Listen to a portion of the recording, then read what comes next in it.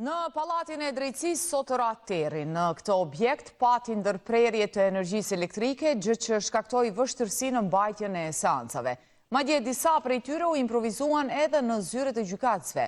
Në një prej tyre u liruaj dyshuari për kurdisje të tenderit milionësh. Seanca dëgjimore u planifikua që të mbajnë në sallën D16. Por kur koha po shënonte në orën 10 në Pallatin e Drejtësisë mungonte energjia elektrike. Andaj seanca për të dyshuarin për kurdisje të tenderëve në vlerë prej 8.8 milion euro u shty për pak minuta. I dyshuari Lulzim Bajrami nga mungesa rrymës kishte mbetur në ashensor gjatë transportit nga policia e Kosovës. Kur arritën që të dalin nga ashensori, atë e përcëllën shkallëve me pranga në duar. Tani seanca nga salla gjyqit u zhvendos në zyret e gjyqtarit. Është dita 2 të radhës që këtu në Pallatin e Drejtësisë po ka ndërprerje të energjisë elektrike. Si pasojë e kësaj situate, po vështirësohet edhe mbajtja e seancave gjyqësore. Pengesa në punë si pasojë e mungesës së rrymës u shkaktuan edhe në seanca tjera. Tash po shënes se kemi probleme me energjinë elektrike, megjithatë në pritje të informacione nga institucionet përkatëse në raport me energjinë elektrike, kështu që përvojmë një pauzë rreth 20 minuta. Ata që planifikuan që të mbajnë seanca, tani u detyruan që të kërkojnë falje palëve. Ju kërkojmë falje për të rriqim edhe ne për 5 minuta për të parë çështjen e energjisë elektrike dhe pastaj kthehemi edhe ne sot. Kjo situatë përsëri gjatë gjithë kohës gjatë sesionit të paraditës. Duke i marrë parasysh problemet me rrymë, gjyqtari bëri një paralajmërim në sallë.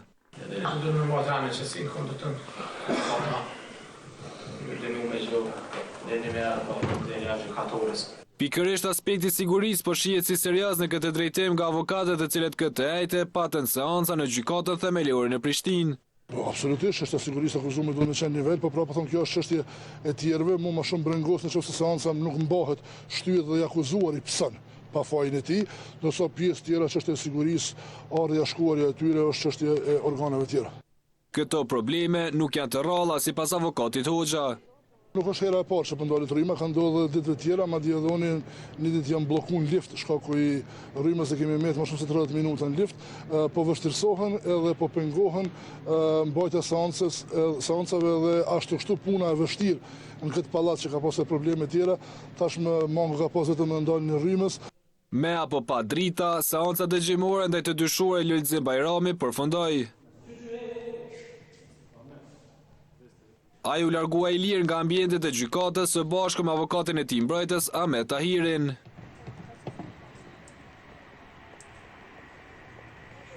Qëndrojmë te informacionet nga drejtësia, por flasim për prokurorinë themelore në Prizren që të njëjtën ka njoftuar se ka ngritur akt akuzë ndaj MPG pasi akuzohet se vrau me tik vajzën e tij, sulmoi dhe vajzën tjetër dhe bashkëshortën. Sipas akt akuzës, ai në mëngjesin e 6 majit të këtij viti pasi fali namazin, shkoi në dhomën e vajzave të tija dhe teksa po flinin e sulmoi SHPG, e cila ngabrit ma të zgjoj motrën e saj, e cila po ashtu sulmua nga babai. I akuzuari fillimisht hyri në kuzhinë dhe mori një thik me cilën i sulmoi. Tutje në njoftimin për ngritje të akt akuzës, po ashtu thuhet se MPG e sulmoi dhe bashkëshortën e tij, e cila u zgjua nga britmat e vajzave. Si pasojë e plagëve të marra, viktima SHPG kishte ndruar jetë në vendin e ngjarjes. E në Hag, gjyqtarja procedurës paraprake Mariorie Maselot ka lejuar zyrën e prokurorit të specializuar të zbuloj materiale shtesë në rastin ndaj Hashim Thaqit, Bashkim Smakajt, Isnik Ilajt, Fadil Fazliut dhe Hajredin Kuqit të akuzuar për vepra penale kundër administrimit të drejtësisë. Materialet tashmë ishin përfshirë përkohësisht të listën e provave të dorëzuara me dosje paraprake. Vendimi vjen pas një kërkese të prokurorisë për të shtuar disa materiale të nxjerra nga pajisjet elektronike dhe dokumente që sqarojnë provat e mëparshme. Prokuroria argumentoi se shtimi i tyre nuk dëmton të akuzuarit dhe është në interes të drejtësisë. Mbrojtja e 5 të akuzuarve kundërshtoi kërkesën duke thënë se shtimi i materialeve pas afatit të përcaktuar është i palitshëm dhe cënon mundësinë e përgatitjes për gjykim. Si rezultat, gjyqtarja miratoi kërkesën e prokurorisë dhe urdhëroi që materialet të zbulohen deri me 22 tetor 2025, ndërsa kërkesa mbrojtjes për riparaqitje të listës u refuzua.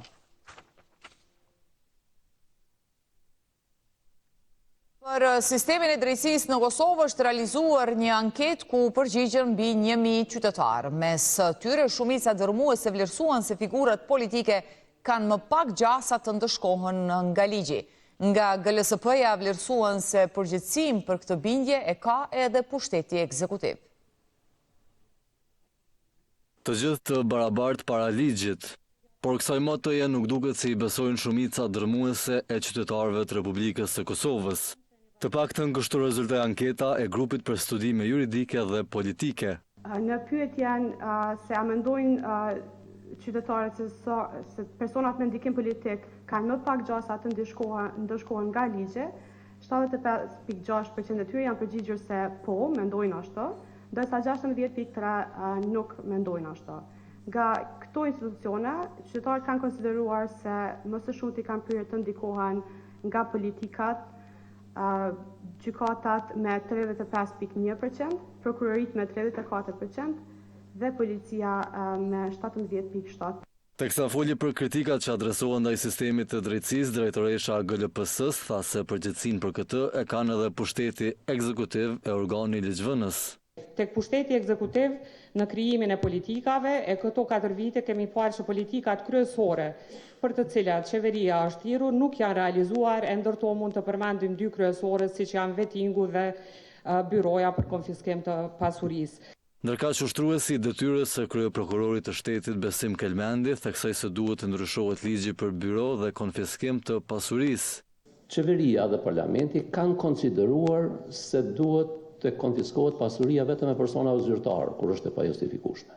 Ky ligj për byron konsideroj që në një kohë jo shumë të lartë duhet të ndryshohet dhe duhet të plotësohet. Në anketën e realizimit të vlerësimit të qytetarëve për institucionet e drejtësisë janë përfshirë 1065 qytetarë, ndërsa anketa është realizuar në qershor të vitit 2025 nga UBO Consulting. Azil kërkuesit e refuzuar nga Britania e Madhe do të bëjnë stre në Kosovë, kështu të paktën ishte oferta që kryeministri në detyrë Albin Kurti bëri gjatë vizitës që pati atje në këmbim të përkrajës në siguri. Por kjo ide po kundërshtohet nga analistët politik.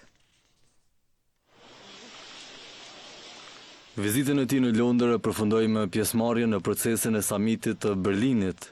Mirë po, kjo nuk ishte e gjitha që kryeministri në detyrë Albin Kurti e bëri në Britani të Madhe. Gjatë takimeve që mbajti me liderët atje, Kurti ofroi të bëhet vendi i parë që pranon azil kërkuesit e refuzuar. Ne duam ta ndihmojmë Britaninë, e shohim këtë si detyrim miqësor dhe politik. Edhe pse kemi kapacitete të kufizuara, jemi të gatshëm të kontribuojmë. Në këmbim, Kosova do të kërkojë mbështetje në fushën e sigurisë, përfshirë pajisje moderne, trajnime dhe marrëveshje strategjike që ndihmojnë në forcimin e institucioneve të mbrojtjes. Mirë po, sipas raportimeve të mediave atje, autoritetet britanike dhe kosovare janë në fazat e para të bisedimeve se si mund të funksionojë kjo marrëveshje. Kosova në veçanërisht zoti Kurti si përfaqësuesin i qeverie të vetë deklaruar si e majtë progresive, nuk do duhet të pranonte që të bëjë tregtime njerëz në shkëmbim faktikisht të monetizoj apo të materializoj fatin e njerëzve vetëm për interesat të këtilla. Kjo nuk është një politikë progresive. Sipas Kamberit, të gjitha shtetet e Ballkanit Perëndimor duhet të pajtohen që të refuzojnë ide të tilla. Po besoj që do të ishte më mirë që të gjitha vetëm të Ballkanit të koordinohen dhe të bashkëndohen midis tyre që të mos pranojnë politika të këtilla dhe shantazhe realisht të këtilla nga vendet më të pasura në emër të bashkëpunimit dhe në emër të sigurisë. Ndërkohë dheqës të tjerë të Ballkanit Perëndimor kanë kritikuar idenë duke thënë se Britania po kërkon vende ku të hedhë emigrantët. E vetë qytetarët që jetojnë në Kosovë vlerësojnë se jeta e tyre është më e vështirë se sa më herët, kjo duke u bazuar në inflacion, pa sigurinë politike e rritjen e kostos së jetesës. Vetëm 20% e qytetarëve deklaruan se kanë mundësi të kursejnë. Paknaqësitë e ankesat të qytetarëve të Kosovës vazhdojnë të jenë të larta. Inflacioni, pasiguria politike, rritja e kostos së jetesës shqetësojnë më shumë masën e popullsisë. Përmes një hulumtimi të kompanisë së kërkimeve Valikan, 40% e qytetarëve thonë se jeta e tyre është më e keqe tash se sa më herët. Një mas prej 70% ankohen për rritjen e kostës së jetesës, ndërsa edhe jo stabiliteti politik nuk qëndron keq me 54%. E për të menaxhuar më mirë buxhetin familjar, 68% e qytetarëve preferojnë të blejnë produkte me çmime më të lira. Mes inflacionit dhe kostës së lartë të jetesës, kosovarët po e kanë të vështirë kursimin e parave. Vetëm 20% prej tyre po arrin të bëjnë këtë. Sipas këtij hulumtimi, shumica e qytetarëve besojnë se cilësia e jetesës ka rënë që nga viti 2020. Tutje thuhet se kur inflacioni dhe pasiguria politike ndikojnë ndjeshëm jetën e qytetarëve, mënyrat e tyre të konsumit janë bërë më të kujdesshme. Ky hulumtim është kryer gjatë periudhës 18-21 gusht 2025 në shtetet të rajonit të Adriatikut, përfshirë këto edhe Kosovën. Ushtarët e KFOR-it kanë kryer mision ajrore të enjtë në veri të Kosovës, siç ka njoftuar KFOR-i. Këto aktivitete janë kryer ditën dhe natën së bashku me njësitin e aviacionit. Bëhet e ditur se këto misione sigurojnë efektivitetin e KFOR-it në mbështetje të një mjedisi të sigurt në Kosovë. KFOR-i vazhdon të zbatojë mandatin e tij bazuar në rezolutën 1244 të Këshillit të Sigurimit të OKB-s të vitit 99 për të kontribuar në një mjedis të sigurt dhe të sigurt për gjithë njerëzit dhe komunitetet që jetojnë në Kosovë. Se ka tendenca për ta dëmtuar sovranitetin e Kosovës, tha sot presidentja Vjosa Osmani, cila kritikoi sërish Serbinë së është dorë zgjatur e Rusisë. Këto qëndrime shefja e shtetit i ndau para studentëve të Universitetit të Berlinit, para cilëve mbajti një fjalim. Dita e enjte e gjeti para studentëve të Universitetit të Berlinit. E para tyre, shefja e shtetit të Kosovës, Vjosa Osmani, përsëriti edhe një herë vizionin e shtetit. Aty tha se vendi ka synim të jetë pjesë e Bashkimit Evropian dhe e NATO-s. Një gjë mbetet e palëkundur, e ardhmja e Kosovës është në NATO dhe në Bashkimin Evropian. Ndërsa para të rinjeve gjerman e ritheksoi se Serbia po vazhdon të dëmtojë sovranitetin e Kosovës. E fshinin verior e konsideroi sërish si dorë të zgjatur të Rusisë. Serbia, dora e zgjatur e Rusisë, vazhdimisht përpiqet të dëmtojë sovranitetin e Kosovës përmes destabilizimit, dezinformimit dhe duke përkrahur grupe terroriste kriminale. Mirëpo sipas shefës së shtetit, qëndrimi i Kosovës është i qartë. Kosova nuk do të friksohet, e dim se si veprojnë agresorët, se çfarë bëjnë dhe çka do të bëjnë nëse nuk i ndalim ne së bashku. Mëtej, e para e vendit të shpreh se Ballkani Perëndimor duhet të shihet si potencial për të hyrë në BE. Mendoj se zgjerimi duhet të shihet nga një këndvështrim më i gjerë, po e shikoni Ballkanin Perëndimor si rajon. Ka ardhur momenti ta shihni si potencial dhe jo si barë. Ky fjalim ishte në kuadër të javës së takimeve me personalitete evropiane në Universitetin e Berlinit.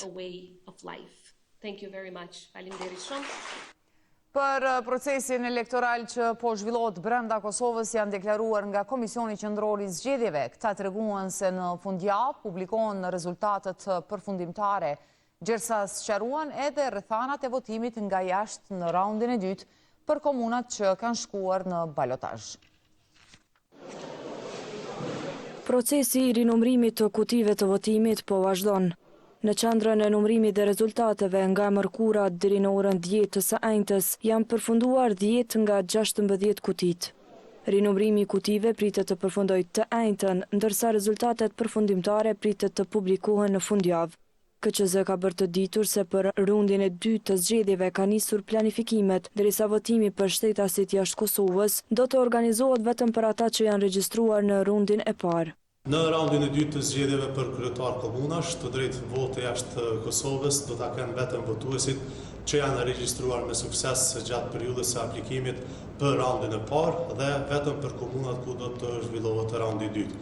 Nuk do të hapet një periudhë e re për regjistrimin e votuesve jashtë vendit, pasi do të përdoret e njëjta listë e votuesve e miratuar më herët nga KQZ. KQZ do të sigurohet që votuesve të regjistruar jashtë Kosovës t'ua dërgoj përmes postës pakon me flet votim. Kjo kasta do të mbulohet nga KQZ, ndërkaq detyra e votuesit është që pakon me flet votim ta dërgoj ndonjëherë nga kutitë postare që janë hapur në 22 shtete të ndryshme të botës. Sipas KQZ-s, kutitë postare janë funksionale në mbi 20 shtete, duke përfshirë Australinë, Belgjikën, Danimarkën e Francën.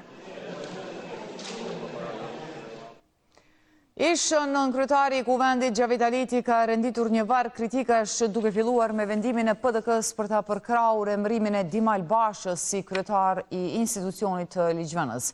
Vërejtje pati dhe për vetë kryetarin e PDK-s Memli Krasniqin. Me votat pro të disa prej deputetëve të PDK-s u emërua kryetar kuvendi. Por zgjedhjen e Dimal Bashës si krye parlamentar po e kritikon nën kryetari organit Ligjvenës në vend Gjavit Haliti. Ai vlerëson se Partia Demokratike gaboi kur dha votën pro këtij vendimi. Shumë i madh sepse kanë votuar së pari në kundërshtim me vendimin e Këshillit Drejtues të partisë, në kundërshtim me zotimet që i ka bërë kryetari i partisë në mbledhjen e Këshillit Kombëtar të partisë ose Këshillit Përgjithshëm. Kështu që nuk e di nga ju ka ardhur urdhni, nga ju ka ardhur ideja për me votu, por mendoj që ka qenë gabim. Kaq kritik ishte edhe ndaj kryetarit të Partisë Demokratike të Kosovës Memli Krasniqit. PDK-ja dhe kryetari i PDK-s duhet ta ketë parasysh se nuk është Hashim Thaçi. Dhe nuk është njeriu i fuqishëm që nuk e ka bërë dysh fjalën askush brenda partisë. Ramizi ka, ju menoj, po kështu edhe është. Ramizi ka fituar kundër kryesisë Partisë Demokratike, por ka mujt kryesinë e Partisë Demokratike. Ramizi ka mujt çak pjesën e degës së Partisë Demokratike Ndrenas që kanë qenë kundër tij. Haliti ishte jashpër edhe ndaj Kurtit. Po them, nga gjithë kryetarët e partive politike, nga gjitha strukturat e gjitha partive politike, Kurti është flamurtari i gjuhës toksike dhe i toksinimit të ambientit politik në Kosovë. Të dielën është afati fundit për formimin e qeverisë për të cilën Haliti tha se PDK-s do të ketë votë. Presidenti i Aleancës Kosova e Re, Bergjet Pacolli, ka dhënë ndërheqjen e javë më parë nga kreu i këtij subjekti politik. Në vend të tij është caktuar ushtrues detyre i presidentit të AKR-s, Vesel Makolli, i cili edhe ka konfirmuar lajmin. Makolli tha se në Komisionin Qendror të Zgjedhjeve janë të njoftuar me ndryshimin. Zoti Pacolli ka dhënë ndërheqje para disa javësh në bazë të statutit të partisë, më ka caktuar ushtrues detyre të presidentit të AKR-s. Në KQZ janë të njoftuar me këtë ndryshim, ka thënë Makolli. Ndrojmë temë dhe flasim për shkollën ekonomike Hoxha Kadri Prishtina, në cilën punëtorët teknik filluan grevën sot. Kjo për shkak se u ankuan që nuk kanë kontrata pune që nga muaji maj. Por sipas komunës së Prishtinës, krejt kjo situatë është vetëm një keq kuptim. Kur të tjerët ndotin, janë ata që pastrojnë. Por punën që e kryejnë çdo ditë të njëjtën nuk e bën. Punëtorët teknik të shkollës ekonomike Hoxha Kadri Prishtina nisën grevën me pretendimin se janë pa kontrata pune që nga muaji maj. 3 prej tyre që janë të punësuar nga një kompani private thonë se ndihen të lënë pas dore. Kompania si kompania cila ka fituar të nderë me DK për 18 muaj, ai ka pru do kontrata dikun për 6 muaj vetë.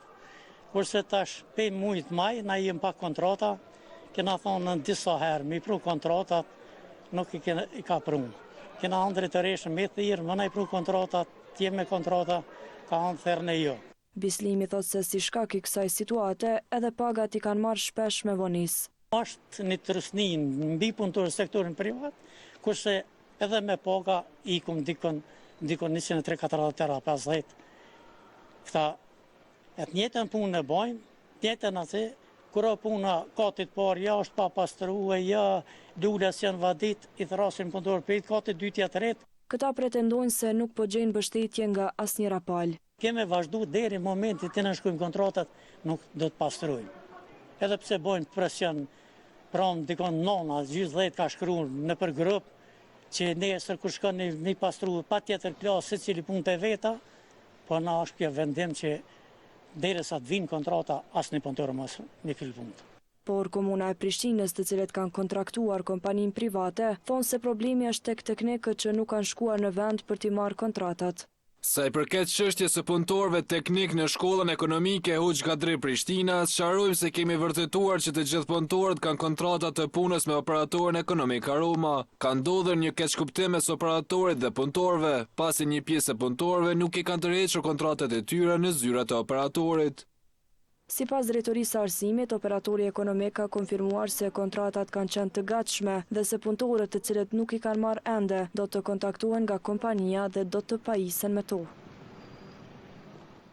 Tani sjellim informacione nga shëndetësia. Për 9 muaj në kirurgjinë abdominale janë kryer 1742 intervenime. Mes tyre 750 ishin urgjente e të tjera të planifikuara. Gjersa janë rritur rastet me kancer të zorve. Të tilla si kjo brenda ditës kryen disa. E brenda javës 10 pacientë u nënshtruan operimeve në klinikën e kirurgjisë abdominale. Disa të planifikuara e disa tjera janë ndërhyrje urgjente, por për numrin e tyre brenda 9 muajve të këtij viti foli drejtori Enver Fejkaj. Numri i intervenimeve kirurgjike gjatë 9 muajve në klinikën e kirurgjisë abdominale është diku 1742. Domethënë janë 1742 intervenime kirurgjike. Kjo nënkupton intervenimet kirurgjike elektive faktikisht, ose ndryshe që njihen si të planifikuara, po aty përfshihen edhe intervenimet kirurgjike urgjente. Fejkaj tregoi që edhe këtë vit intervenimi në zor e heqja gurve janë 2 nga ndërhyrjet më të shpeshta. Intervenimi më i shpesht kirurgjik në kuadrët e urgjencës kirurgjike është apendiciti akut. Domethënë vazhdon me qenë si patologjia më e shpesht. Ndërkohë që ka dhe intervenime tjera, sidomos intervenime ma komplekse, faktikisht kuadrët e urgjencës. Drejtori tha se këtë vit kanë pasur më shumë raste me kancer të zorve. Pastaj është interesant që këtë vit faktikisht kemi pas një numër më të madh të karcinomave të organeve intraabdominale, ku dominon faktikisht karcinoma e kollonit, pastaj karcinoma e rektumit, pastaj vjen karcinoma e ventrikulit ose e lukthit, karcinoma e kokës e pankreasit, kemi pas raste edhe me karcinomat e melçisë kështu me radhë. Ndërkohë përkundër ngarkesës me pacient sfidë për kirurgjinë abdominale mbetet numri i vogël i infermierëve dhe anesteziologëve. Përfundot sjellim një lajm të para disa minutave. Përfaqësuesi i Bashkimit Evropian për dialogun Kosovë-Serbi Peter Sorensen gjatë një interviste për agjencia Nova ka thënë se normalizimi i marrëdhënieve midis Kosovës dhe Serbisë nuk është një rezultat që arrihet pas një takimi të vetëm, por një proces i vazhdueshëm që zhvillohet çdo ditë me synim për të përmirësuar jetën e qytetarëve. Ai theksoi se që nga marrja e detyrës në janar, kur u emërua nga Këshilli Evropian për të zëvendësuar Miroslav Lajçakun, ka mbajtur mbi 60 takime zyrtare në rajon dhe ka organizuar 2 raunde bisedimesh të krye negociatorëve në Bruksel. Sipas Sorensen, në këto takime janë diskutuar çështje konkrete që përfshijnë bashkëpunimin ekonomik, si dhe kërkimin dhe identifikimin e personave të zhdukur gjatë luftës në Kosovë midis viteve 98-2000. Siç thuhet në artikull, ai thekson se procesi nuk është gjithmonë linear dhe shumë nga punët zhvillohen prapas skenave, siç thot ai, por çdo ditë bëhet përparim real.